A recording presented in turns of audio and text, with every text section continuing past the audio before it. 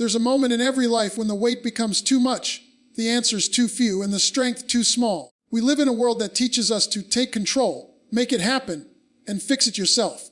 But what do you do when your control runs out and nothing gets fixed? That's where faith begins. There's a peace, a power, and a promise that only comes when you put everything, not some things, not only the big things, but everything in God's hand. This isn't a call to give up. It's a call to give over, because the moment you release your grip is the moment God takes hold. Now let's break this down. We spend so much of our lives trying to hold things together.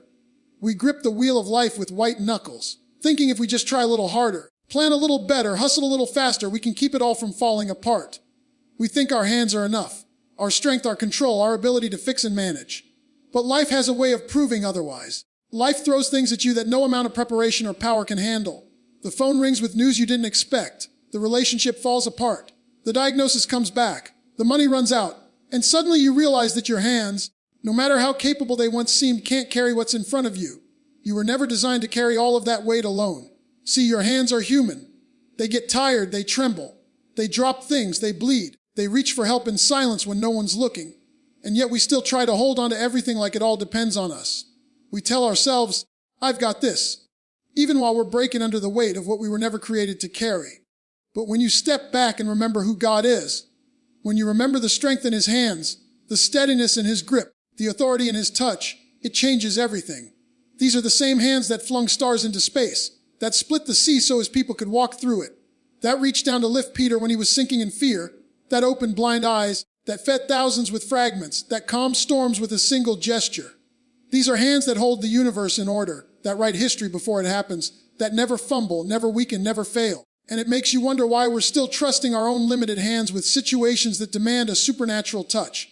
We keep pushing and pulling and stressing and striving when what we need is not more effort. It's divine help. It's a transfer of weight from our fragile hands to the unshakable hands of a faithful God. Because when we understand how mighty His hands are, how full of power and compassion they are, how capable they are of holding what breaks us, we are limited beings living in a limitless God's world. And yet we live like everything begins and ends with us. Our sight is short. Our strength is temporary.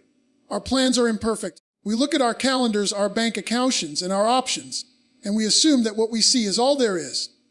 We walk through life calculating based on what we can measure, what we can control, what we can hold in our hands. But God does not live inside the box we build for Him. He is not confined to our logic, our limitations, or our timeline. Where we see a wall, He sees a door. Where we see a dead end, He sees a new beginning. Where we say, it's too late, He says, I'm just getting started. He sees the whole picture when we can barely make sense of a corner. Our minds are finite, bound by time and weariness, while His is infinite, untouched by decay or confusion. He operates outside the limits of time, not constrained by seconds, minutes, or years. We get anxious when things don't happen on our schedule because we believe the clock is our master. But He's the one who created time and holds it in His hand. He's not bound by the laws of nature. He wrote them. We are often trapped by what we can't see coming, but He sees the end from the beginning. He sees how your broken moment fits into your breakthrough story. He knows how the pain will be redeemed, how the delay will bring depth, how the waiting will shape your worship. We serve a God whose knowledge is not partial, whose power is not borrowed, and whose plan is never second-guessed. He doesn't guess. He doesn't hope things turn out. He declares and it becomes. He speaks and it is. You and I will always hit a wall when we try to do it all ourselves, when we lean on our own understanding, when we try to calculate outcomes using earthly logic. But God doesn't need to calculate. He already knows. He doesn't need a backup plan. He is the plan. While we see 5 loaves and 2 fish and call it not enough, He sees a feast waiting to happen. While we see a barren place, He sees a garden about to bloom. And while we see ourselves as broken, scattered, too far gone, too worn out, He sees a vessel worth using, a story worth telling, a purpose worth fulfilling. He is the God of no boundaries, no shortages, no fear, and no failure. There comes a point in every person's life when they must choose between trusting God or clinging to control. Control is seductive. It makes us feel safe, in charge, important. It feeds the illusion that if we just plan well enough, if we just prepare long enough, if we just push hard enough, we can make everything happen exactly how we want it.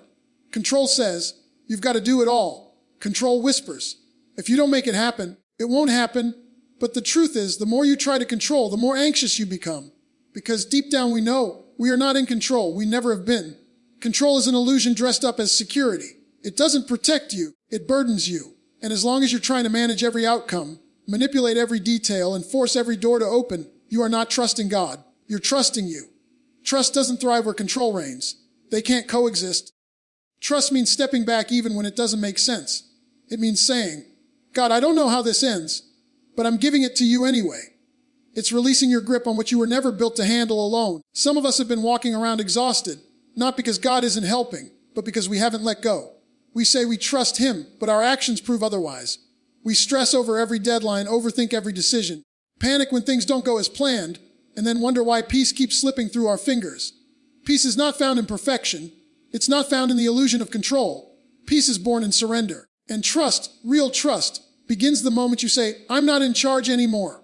That's the line in the sand. That's the shift in the heart. That's where control ends and faith begins. Faith doesn't mean you understand everything. It doesn't mean you agree with the process. It doesn't mean you like the waiting or the silence or the detours. It means you've come to the place where you realize that God's ways are higher, that His thoughts are wiser, and that His timing is perfect even when it doesn't feel like it. And if you really believe that, then you don't need to drive the whole thing. You just need to follow. Trust says, God, I'd rather be in the passenger seat of your will than behind the wheel of my own plan. But you can't move into that kind of trust until you let go of your grip on what you're still trying to manipulate, still trying to figure out, still trying to force to fit your own understanding. Letting go doesn't come naturally to most of us. We've been conditioned to believe that holding on is strength, that control is security, that figuring it out on our own is some kind of badge of honor. But real faith doesn't cling, it releases. Letting go is not passive. It's not lazy, it's not weak. It is one of the most courageous acts a believer can make, because when you let go, you're not just dropping something, you're placing it into someone else's hands. And that takes trust. That takes belief. That takes surrender on a level that shakes your pride and silences your ego. Faith isn't proved in what you say on Sunday. It's proved in what you release on Monday. It's in that moment when you feel the need to fix it, but you choose to pray instead. When you feel the urge to control someone's response, but you choose to respond with peace. When you're tempted to force a door open, but you stand back and say, God, if it's your will, I'll walk through it, but I'm not going to break it down to prove I belong there. Letting go is not giving up. It's placing what's precious into hands that are more capable than yours. It's realizing that your identity is not in what you manage, but in who you trust. Some of us are so used to being the one who holds it together that we don't know what it means to lay it down. We're addicted to carrying what we could have cast a long time ago. The more we grip, the more we strain. The more we grasp, the more we suffer, because we weren't built to carry it all. And deep inside, we know that. We feel it in our sleepless nights, in our overthinking minds, in our clenched fists and tired eyes. Letting go doesn't mean you've failed. It means you've finally found the wisdom to stop trying to play God in situations only God can heal. There's a kind of rest you can never reach until you release. There's a level of clarity that only shows up after surrender. There's a peace that only becomes available when you say, I'm no longer the source. I'm just the servant. And letting go means that you don't need to understand how it will work out. You just need to trust who is working. You don't need to see the final picture to take your hands off the brush. You don't have to be the one holding it all together when the one who holds the universe is offering to hold you. Worry is one of the clearest signs that we've taken something into our hands that was never meant to rest there. It creeps in quietly, starts small, and then spreads like wildfire through the mind and soul. And before you know it, you're lying awake at night rehearsing what-ifs, reworking conversations, rewriting outcomes that haven't even happened yet. Worry becomes the soundtrack of a heart trying to play God. It's what happens when you try to anticipate every outcome, control every possibility, manage every twist and turn of a future that belongs to God alone. Worry is not just a feeling. It's a signal, a flashing light that says, you're holding too much. It's evidence that somewhere along the line you stopped trusting and started gripping. We worry about money, about people, about timing, about our health, our children, our dreams, our future. We replay the past and pre-play the future, and all the while, we miss the present moment God is trying to meet us in. Worry convinces us that the weight of the world is on our shoulders, that we are the sole protector of everything and everyone we care about. But we were never meant to carry that kind of pressure. That pressure will crush your joy, your focus, your creativity, your worship. You start your day already tense. You pray but don't really release. You say, God's got it, but live like it's all still up to you. The truth is, worry is not the problem, it's the fruit. The root is self-dependence. The root is the belief, often unspoken, that God might not handle it the way you would, or when you would, or as fast as you'd like. So we start to pick things up again, even after we laid them at the altar. We give God control, but then take it back the moment He doesn't move on our timetable. We trust Him in theory, but struggle to trust Him in detail. And that's where worry grows, in the soil of half-trust. But there is freedom in recognizing that we are not meant to live like that. There is liberty in admitting that we're carrying too much. Worry thrives in the shadows, but it loses power in the light of surrender. And when you begin to identify worry as a warning, not a weakness, you'll start to realize that your soul is crying out for a deeper release, a more honest handing over, a more complete dependence on the one who has never dropped anything placed in his hands. There's something powerful that happens when you shift your perspective from earthly effort to divine alignment. Most of us have spent years grinding, hustling, and pushing, trying to make things happen by the force of our will, the strength of our minds, the intensity of our ambition. And while there's nothing wrong with diligence and discipline, there's a fine line between working with God and trying to work as God. When you live your life trying to force things into place, you're constantly frustrated. You find yourself exhausted from chasing outcomes instead of following obedience. You run ahead of God, you make decisions out of fear, and you carry burdens that come from stepping outside the covering of trust. The world tells you to go get it, to make it happen, to chase the dream no matter what. But heaven's rhythm is different. Heaven doesn't operate on hustle, it operates on harmony. When you're aligned with God, you don't have to manipulate to move forward. You don't have to push doors open that were never meant to open. You don't have to beg for things that have already been ordained. Alignment means you walk in step with His will, His word, and His ways, even when it's not flashy, even when it's slow, even when it doesn't make sense to everyone around you. It's a posture of peace. It's a surrender of pace. It's knowing that if God said it, He'll do it, and you don't have to twist yourself into knots trying to bring it to pass. Sometimes we confuse movement with progress, but they're not the same. You can be busy and still be outside of God's will. You can be productive and still be disconnected from your purpose. The enemy loves to keep people distracted by motion, chasing noise, missing the whisper of God because they're addicted to the volume of activity. But when your soul is aligned, when your plans are laid at the feet of the one who authored your purpose, you begin to live with divine clarity. You don't rush what God is doing. You don't despise small beginnings. You don't panic in the waiting room of life because you know you're not just wandering. You're being led. And in that leading, there's a grace that covers your steps, a wisdom that guards your choices, a peace that anchors your heart when everything around you is uncertain. Living in alignment means you don't just ask God to bless your plans.